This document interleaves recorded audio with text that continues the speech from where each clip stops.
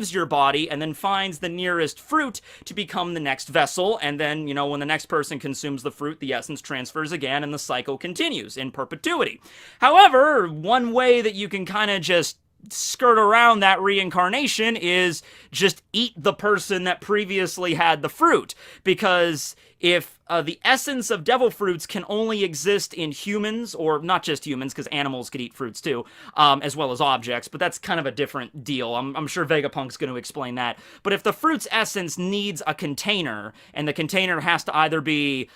you know, a living being, an object, or a fruit, you know, you could just get around that by just consuming the previous container, and you become the new container. Not something I think a lot of people would want to do,